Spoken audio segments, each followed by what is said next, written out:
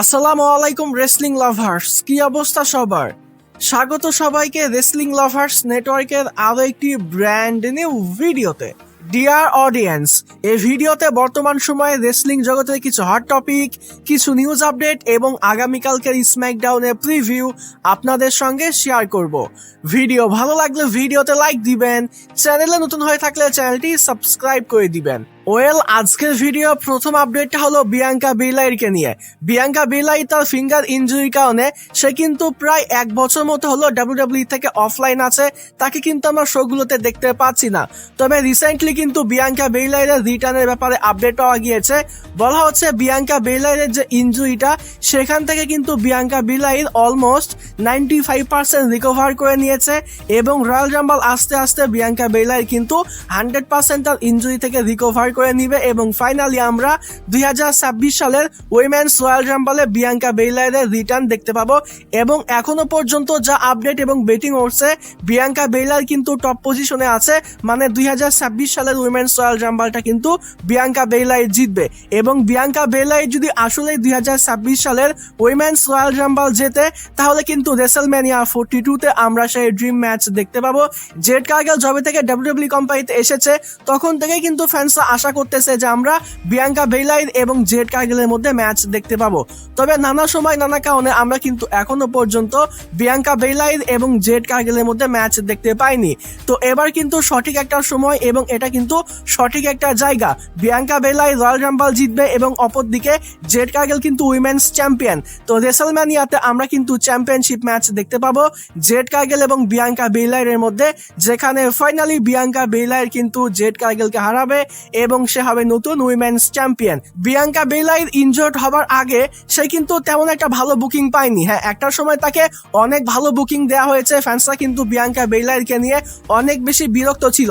তবে মাঝখানে কিন্তু বিয়াঙ্কা বেলাইরকে ভালোভাবে ব্যবহার করা হয়নি এবং অলমোস্ট 1 বছর কিন্তু হয়ে গেল বিয়াঙ্কা বেলাইরকে আমরা শোগুলোতে দেখতে পাচ্ছি না। তো এবার যদি বিয়াঙ্কা বেলাইর রয়্যাল রাম্বল জিতে জেড কার্গেলকে চ্যালেঞ্জ করে এবং রেসলম্যানিয়া 42-তে সে যদি চ্যাম্পিয়ন হয়, তাহলে আই থিঙ্ক এটা সঠিক একটা সিদ্ধান্ত হবে এবং ফ্যান্সরা যে ড্রিম ম্যাচ দেখতে পেতে চাচ্ছে জেড কার্গেল এবং বিয়াঙ্কা বেলাইরের মধ্যে, তারা কিন্তু আসলে রেসলম্যানিয়া 42-তে সেই ম্যাচটা দেখতে পাবে। তো এখানে মূল আপডেটটা হলো বিয়াঙ্কা বেলাইরের যে ইনজুরিটা, সেখান থেকে কিন্তু অলমোস্ট বিয়াঙ্কা বেলাইর রিকভার করে নিয়েছে।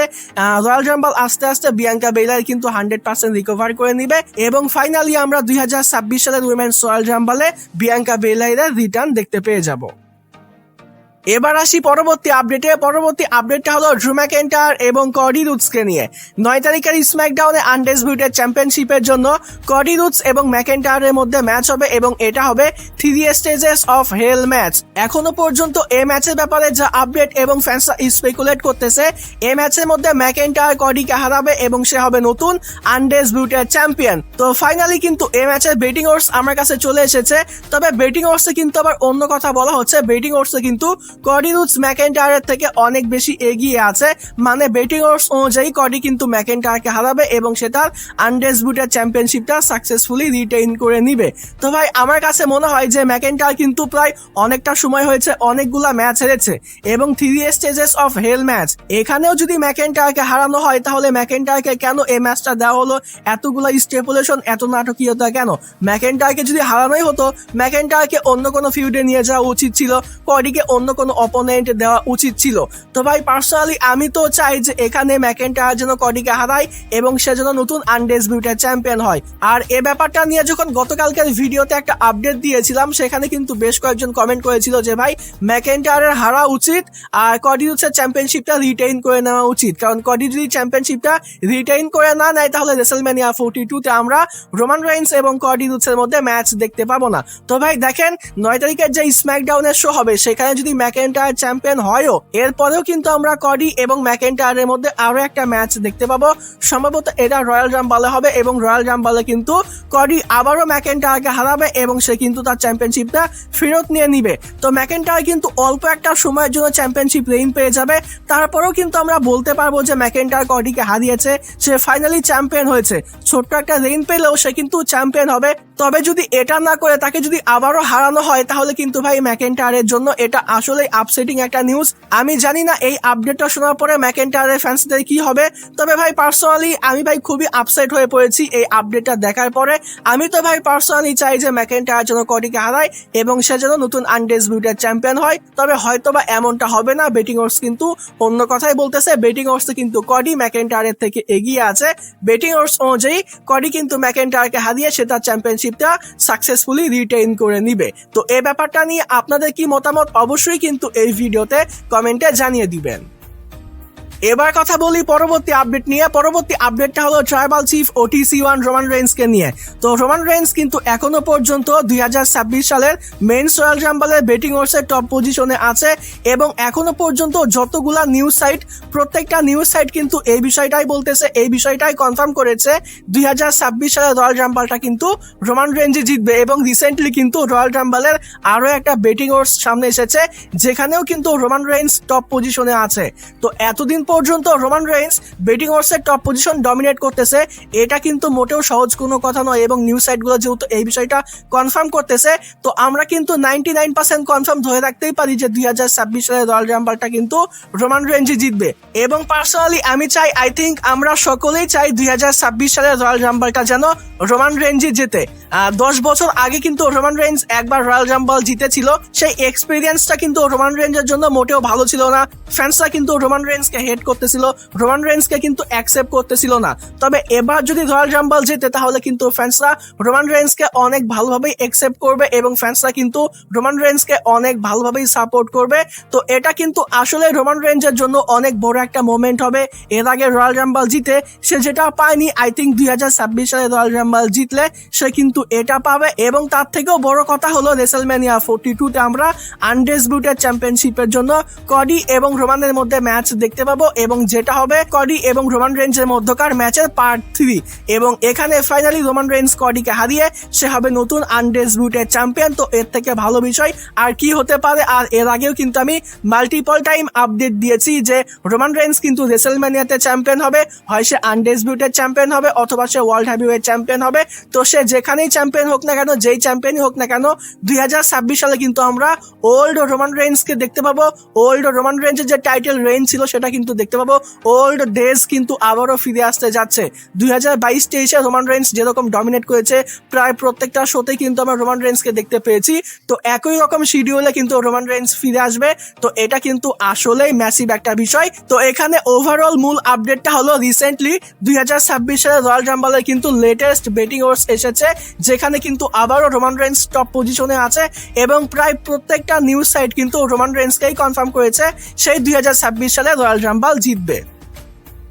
এবার আসি পরবর্তী স্টোরিতে। পরবর্তী স্টোরিটা হলো 2026 সালে রেসলারদের যে ওল্ড থিম আছে, ওল্ড ইন্টারেন্স মিউজিক আছে, এগুলো কিন্তু তাদেরকে আবারও ফিরিয়ে দেওয়া হবে। মানে বর্তমান সময় দেখেন ফিন ব্যালারের যে ইন্টারেন্স মিউজিকটা এটা কিন্তু একেবারে বেকার, তবে তার আগের যে ইন্টারেন্স মিউজিক, আগের যে থিমটা ছিল সেটা কিন্তু অসাধারণ ছিল।